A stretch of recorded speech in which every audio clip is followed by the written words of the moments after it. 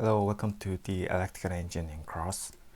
The last time we learned how to build a practical wiring of electrical circuit, and in this video I want to share you troubleshooting of control circuit of induction motor and what exactly are difference between each area, like short circuit and overall and ground fault.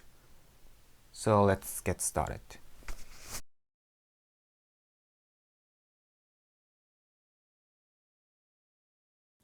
Okay, so in any facilities or equipment, no matter how carefully you design or specification, or no matter how much take a cost of maintenance, it is inevitable that some kind of failure will occur.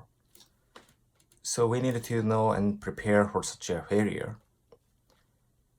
The role of protective devices like a circuit breaker or thermal protection relay or fuse, and also inverter has some protective function. Such protective devices are to detect system abnormalities and to selectively execute appropriate command to isolate only the faulty component from healthy system. I mean, it's so important to eliminate the fault. However, also important to keep alive other normal section.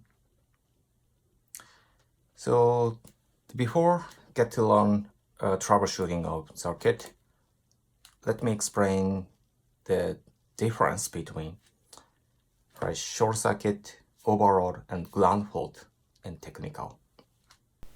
Short circuit is one of the most famous failure which often introduced as a representative of fault. So let's think short circuit with our schematic.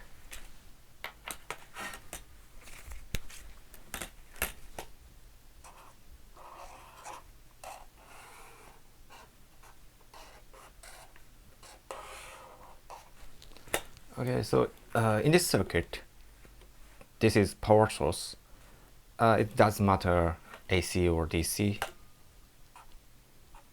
So alternating current and direct current, it doesn't matter. And this is a load, like motor or lamp or some appliances. And the power source supply electrical energy, and this load consumes those energy. Let's think the Ohm's law. Ohm's law teaches the basic behavior of electricity, the relationship of the voltage and the resistance and the current.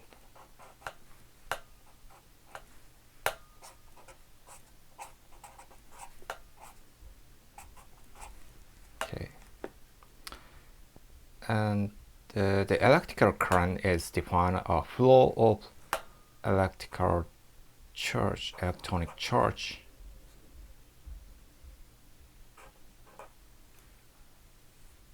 This is defined as a electrical current. Honestly, it's a little long expression in technically, but please don't care. So the more charge that flows, the higher current.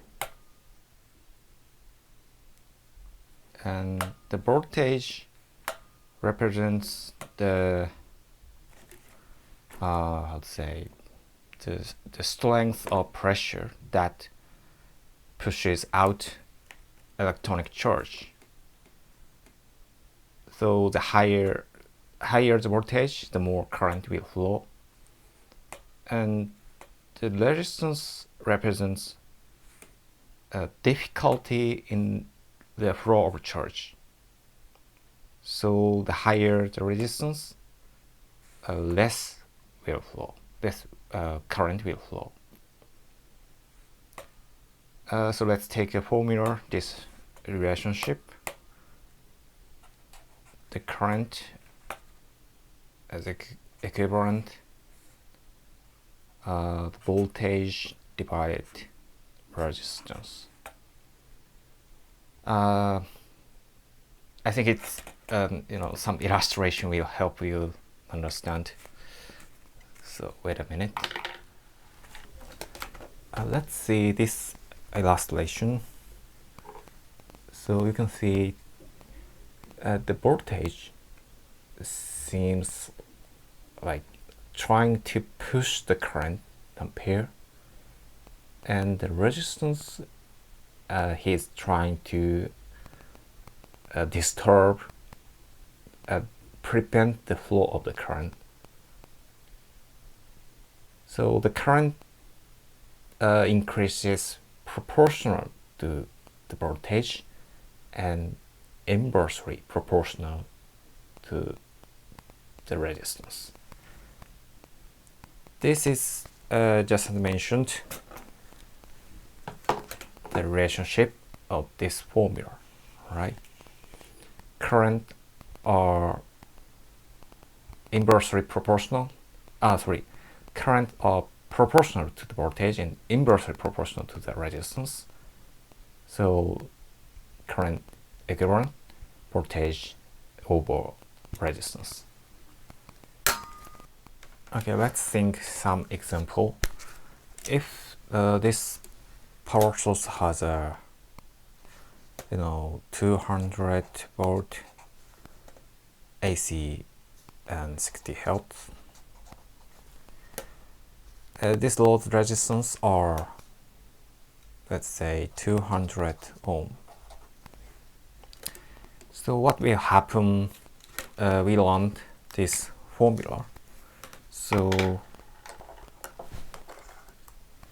the current flowing this circuit is equivalent voltage over resistance. So 200 volt over 200 ohm, that means 1 ampere. So in the circuit 1 ampere is flowing. But if short circuit happen, it's a big problem. Short circuit is just as name implies, connect each phase with zero or very few resistance.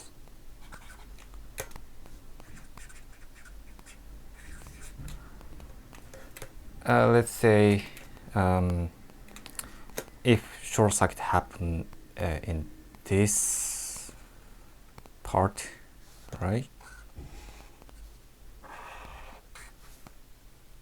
So if you long wiring the another terminal, or if short circuit happen like this, so what happened? Okay, so current can flow this route, same as the last example, but there are no load like this. There are no load. Of course, there are no resistance. In technically wiring, this is wiring like this.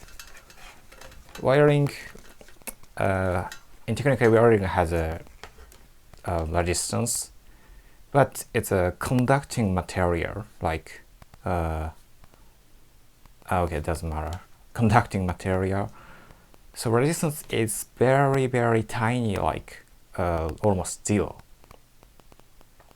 So for instance, assume the wiring resistance of this route is like 0.001 ohm. So the current is current can flow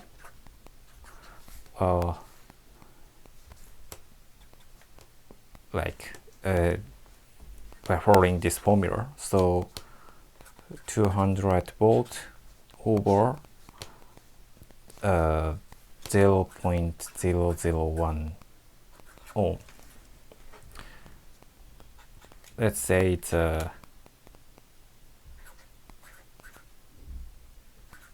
200,000 ampere. It's so huge. Ampere are flowing this short circuit. Alright, so it's quite dangerous, you know. There are risks of, you know, electric shock or burn or fire.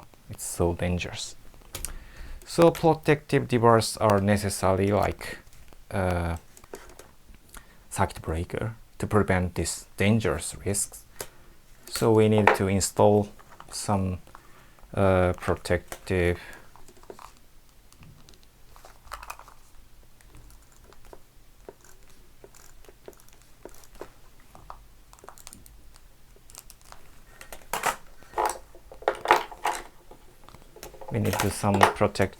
device like circuit breaker,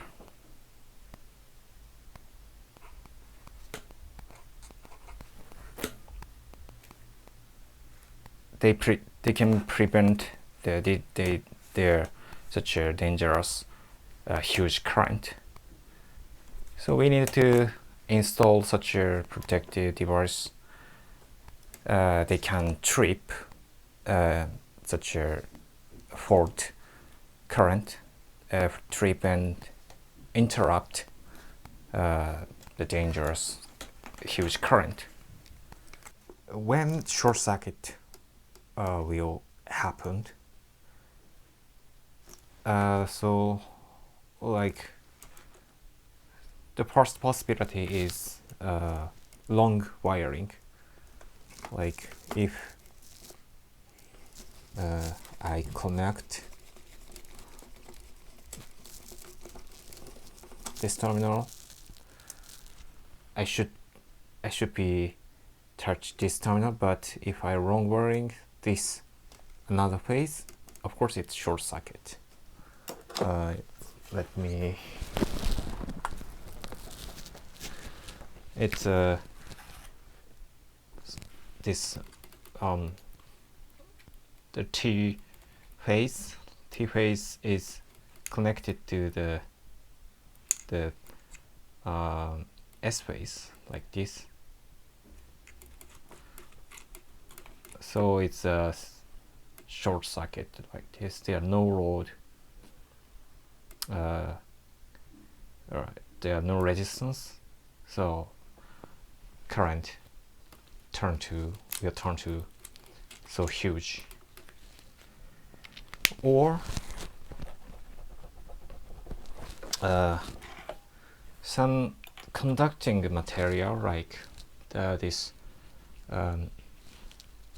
you know, metal frame like screwdriver attach some such a terminal covered the two phase like this. Okay, it's the same as like this. No, like this. Okay, so it's the same as the last example. This state is be represented like this. Okay. Yes, it's a totally short circuit. All right, no load, no resistance. It's it's a typical three-phase short circuit. Okay, so let me show you the actual operation of circuit breaker and the actual motion of the short circuit by using this single phase 5 ampere trip circuit breaker and this bridge wiring. On state 3, 2, 1.